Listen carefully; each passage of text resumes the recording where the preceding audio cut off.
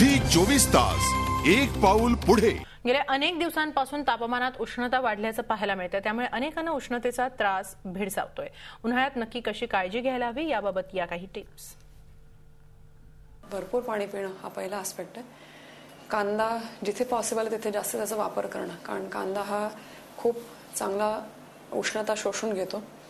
त्याच्यानंतर ताकाचं प्रमाण वाढलं पाहिजे आणि स्पेसिफिकली ज्यांचं वजन जास्त आहे त्यांनी स्किम मिल्कचं देहाचं ताक जास्त गरजेचं आहे, जेणेकरून बॉडीचे इलेक्ट्रोलाइट इम्बॅलन्स कंट्रोलमध्ये राहायला पाहिजे। 4 ते 8 असे ड्रायफ्रुट्स घेऊन 1 कप थंड दूध घेऊन त्याचा मिल्कशेक बनवायचा आणि तो मिल्कशेक व्यवस्थित प्यायचा, कारण जितकी तुमची शुगर ड्रॉप होते उन्हाळ्यामध्ये त्या इंटेक या ड्रायफ्रूट मिल्कशेकच्या इंटेकमुळे शुगर बॅलन्स होते। हा पहिला आहे।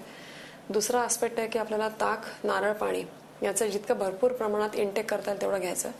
तिसरं आहे की जनरली गॅसेस आणि असे बऱ्याच वेळा आपण ऑब्झर्व करतो की उन्हाळ्यामध्ये पचत नाही, म्हणजे याचा अर्थ काय, पचनक्रिया तेव्हा कमी असते। म्हणजे याचा अर्थ काय की तेव्हा ब्लोटिंग येणं, जास्त हेवी खाणं झालं तर ब्लोटिंग होणं, गॅसेस फॉर्म होणं।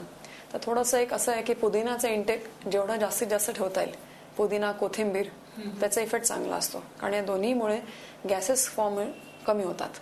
झी 24 तास एक पाऊल पुढे।